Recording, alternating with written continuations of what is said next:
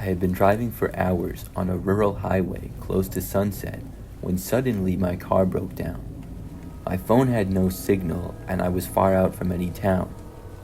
My car had started sputtering down the road and then it eventually died completely. I was now on the side of the road in the middle of nowhere. I tried restarting the engine a few times, but nothing happened. At this point, I was really tired and frustrated. I got out and popped the hood, but I wasn't much of a mechanic, so I didn't really know what to look for. Some smoke was rising from the engine, but that was about it. I had no idea what was wrong. I thought about just walking to the nearest town, but I had no idea how far it was. Just a bit earlier on the road, I had passed by a small road that led into a driveway a few miles back. I hoped there might be a house or some sort of help down that driveway. I grabbed a flashlight from the trunk and started walking. The light from the setting sun quickly faded. I finally arrived at the small drive, and when I got there, I reached a small old house. It was barely visible, hidden behind a bunch of trees. The house appeared to be unkempt, and there was peeling paint and broken windows. The yard was also overgrown, and the whole place had an abandoned look. I was a bit skeptical of the house and not sure if anybody even lived there. I decided to go there anyways though. When I knocked on the door, there was no answer at first, so I knocked again and waited. The door was sitting open a few inches though, so I pushed it open and took a few careful steps inside to see if anybody was around. The inside was dark and smelled musty, and the only light coming in was from an old flickering lamp on a table. I was thinking that this was really weird, but I was desperate for some help and just hoped that somebody lived there. I heard a noise coming from the back of the house. It sounded like footsteps. I was nervous, but I called out, "Hello? Is anybody there? My car broke down and I was just wondering if you could help me." There was no response. Whoever had been walking around had stopped, and I decided to leave due to the awkwardness of the situation and the fact that I was actually intruding a bit. I hadn't heard it happen, but somehow the door had shut behind me, so when I went to leave, I tried to pull the handle, but it was locked. I started to panic. I noticed a small window near the ceiling, but it was too high to reach. I looked around for something to break the door open, but I saw nothing useful near me, and I wasn't going to venture further into the darkness of the house. As I was trying to find another way out, I heard a voice from behind me. It was a low, raspy whisper that said, "What are you doing here?" I spun around, but there was nobody there. My heart was racing, and I felt like I was about to faint. I kept trying the door, hoping that it would open, but it remained locked. I couldn't figure out how to unlock it either. It was like it was locked from the other side. Suddenly, I heard the footsteps again, but they were right behind me. I turned around slowly, and this time, I saw a figure standing in the shadows. It was hard to make out any details, but it looked like a person. The figure moved closer, and I could see that it was a man.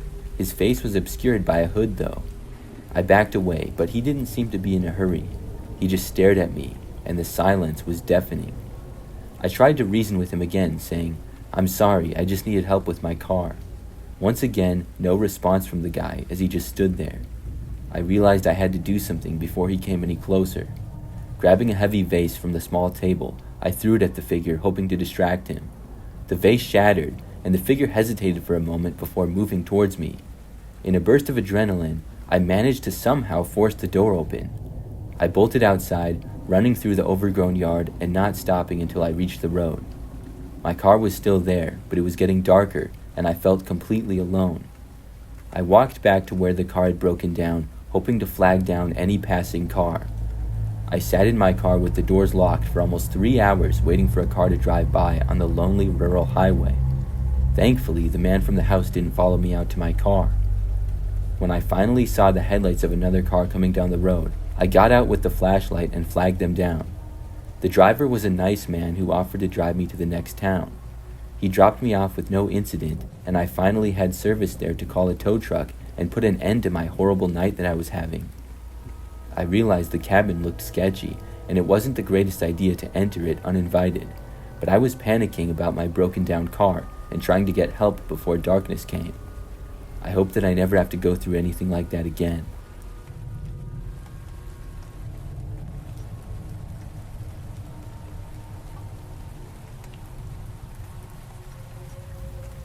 One night when I was younger, my mother and I had a scary situation involving a broken down car. It was just my mom, Kate, and I at home that night, as my dad was out working late. It was a windy fall night, and I remember helping Kate make a late dinner right around sunset. We were in the middle of the process of cooking, cutting up a bunch of vegetables, when the front doorbell rang. I followed Kate as she went to see who was there. When we got to the door, there was a man standing right outside. I was instructed to stay out of sight behind the door, as Kate opened it slightly to ask the man what was going on. I listened to the short conversation as the man explained that he had a broken down car and was wondering if Kate could help by providing some jumper cables. Kate instructed me to stay inside as she put on her coat and proceeded outside in an attempt to help the guy. We did have jumper cables, and I watched from the window as Kate pulled her car around to face the man's car. It took a little bit to get it all set up, but finally they got the jumper cables and the stranger's car to turn on. The car seemed to start up, and after a brief conversation, the man thanked Kate and was on his way. At this point, it was getting really dark now, and Kate came back inside and we quickly resumed the preparation of dinner.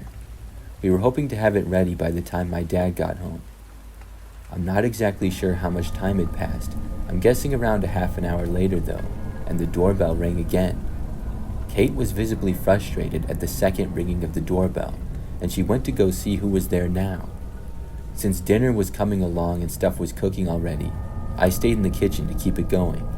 As I was mixing the pot of food on the stove, I heard the sliding glass door just to my left make a noise as if somebody was trying to pull it open. The door, however, was locked. I placed the stirring spoon down I was using, and I took a couple of steps to my left to see what had made the sound. As I got closer to the sliding door to see, I couldn't really make anything out at first because of the darkness of the backyard, but I then saw a man's face emerge, and he pressed it against the glass of the door. Terrified by the jump scare I had received, I went backwards and screamed. It appeared to be the man from just a bit ago who Kate had helped jumpstart his car. I wasn't 100% certain it was the same guy, because I had only watched him from away through the front window, but he had the same color blue jacket that the man from earlier was wearing. Kate heard me scream and rushed back into the kitchen and immediately saw the man outside the sliding door, who was now violently trying to pull it open. The cops and my dad were both immediately called. My dad rushed home from work as soon as he heard about it. We went into another room and waited, but the man had fled by the time anybody arrived, and the making of dinner was an afterthought at that point. We ended up having to order pizza, as Kate explained the whole night's events to my dad and the police. Nothing was ever seen of the man again after that, but I will never forget that feeling when I saw the man's face.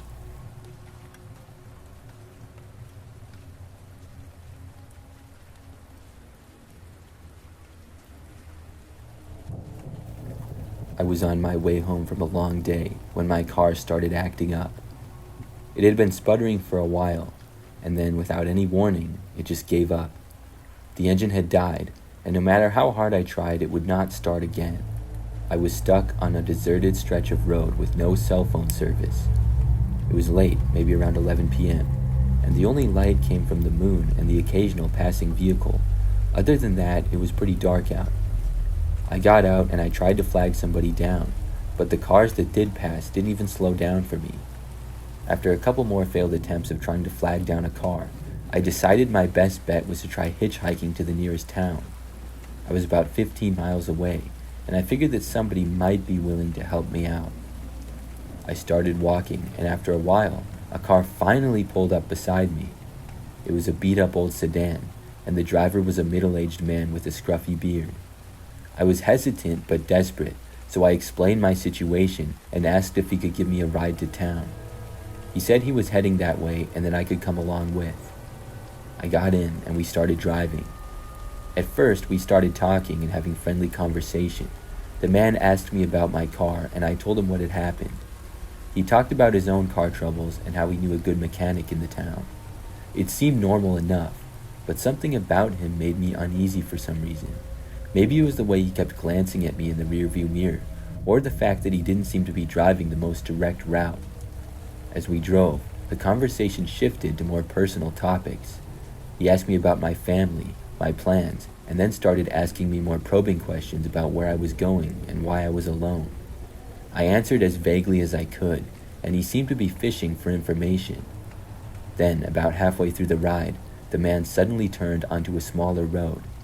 It was dark and there were no streetlights at all. I asked where we were going, and he said he was taking a shortcut. Of course, that gave me a bad feeling. This road was uneven and twisted through the woods. I was starting to get really anxious, and I told him that I appreciated the offer, but maybe I should just get out and walk if we were going off the main road. He laughed and said not to worry. I started to think about my options, realizing that I might have to jump out if things got even worse. Finally, the man pulled over, saying that he needed to check something under the hood. I stayed in the car, but I was ready to bolt if I needed to. He got out and he popped the hood. I watched him through the window. He was fiddling around, but his movements seemed oddly calm. I started to panic and decided that I was just going to make a run for it. Just as I was about to open the door, though, the man got back inside the car. He said it was just a minor issue and we could keep going. I just nodded, trying to stay calm. We drove for a little bit longer until we finally reached the town. I thanked him and then I got out as quickly as I could. Without hesitation, I headed straight to the nearest gas station where I could call a tow truck for my car. I did so, and then while waiting for help, I kept glancing around, still feeling uneasy. I couldn't shake the feeling that something was very wrong with that ride. When the tow truck arrived and I explained what happened, the driver seemed concerned. He said he'd heard of similar stories before, where people had been led into the woods and then robbed, or worse. I got my car towed to the garage and I spent the night at a nearby motel. I didn't get much sleep that night and the whole experience was very odd to me. Maybe I was overreacting because I had never been in a situation like that before, but I kept thinking about that night and how things could have turned out differently. He could have just been a quirky guy with bad timing, or maybe he had something more sinister planned. Either way, if that ever happens again, I plan on being more cautious about the whole situation.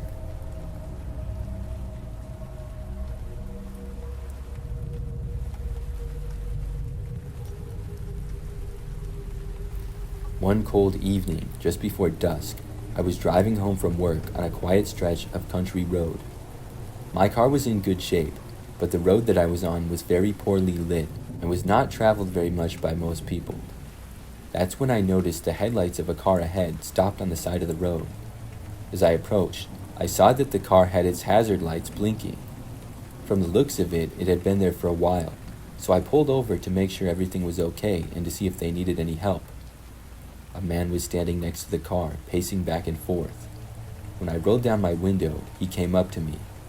His clothes were a bit shabby, and he looked like he hadn't slept in a while. He said something like, "Hey, thanks for stopping. My car just died, and I don't have a phone. Can you help me out?" I agreed to take a look, and we both went over to his car. The hood was already up, but the engine was cold. I wasn't a mechanic, but I could check the basic things. There were no visible issues with the engine or the oil.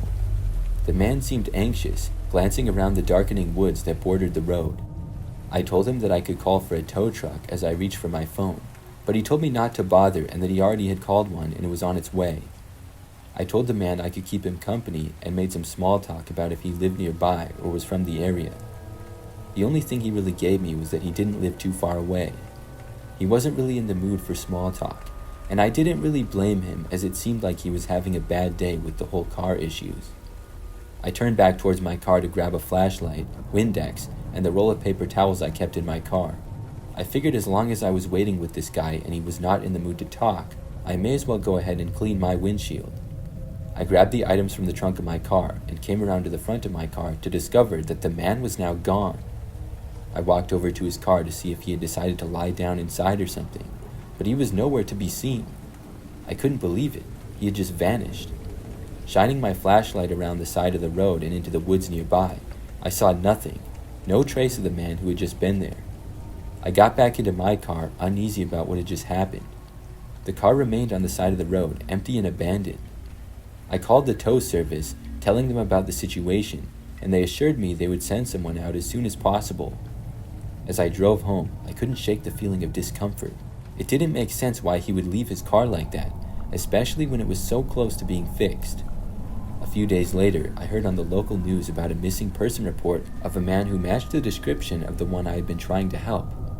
The authorities searched the area, but no trace of him was found. The man's car had been found, still abandoned on the roadside, but with no sign of the man's belongings or any clues as to where he might have gone. To this day, I wonder what happened that night. He had to have run into the woods for who knows what reason and gotten lost, or maybe something else happened to him there. I have no idea. It was by far the strangest encounter I've ever had in my life.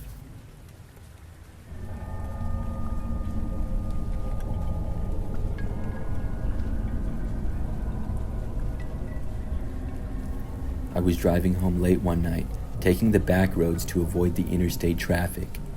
The road was narrow and lined with dense woods, just a common quiet backwoods road. It was around midnight when I felt the sudden jolt. My truck swerved slightly before I managed to pull over. I got out and I saw that one of the rear tires was completely flat. Thankfully, I had a spare in the back, so I had to change the tire and then I would be back on the road. As I was working, I started to hear a sound from the woods. It was a steady, rhythmic thumping, like somebody was tapping a drum. At first, I tried to ignore it, focusing on the task at hand of changing my tire. But the thumping continued, and it seemed to get louder. It wasn't just the thumping anymore. I also heard faint whispers that I could barely make out. I stood up and looked around, but I couldn't see anything in the darkness beyond the reach of my headlights. The sound of the whispers and the thumping was very unnerving. I finished changing my tire as quickly as I could so that I could get back onto the road. Just as I was about to lower the truck back to the ground, I heard a new noise. It was a low growl coming from the edge of the forest, unlike any animal noise that I had heard before. My heart started to race. I glanced around trying to spot anything moving in the dark, but I saw nothing. The growl came again, closer this time, and it was accompanied by a series of sharp snaps, like twigs breaking. I hurried to finish up, and my hands were shaking.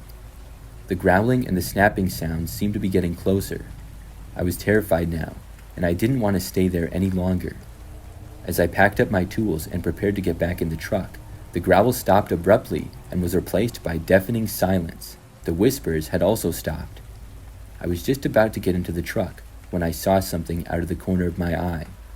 The only thing I could make out was a shadow moving between the trees. It was quick and seemed to dart from one tree to another. I tried to make out what it was, but the darkness made it impossible. I jumped into the truck, slammed the door shut, and started the engine.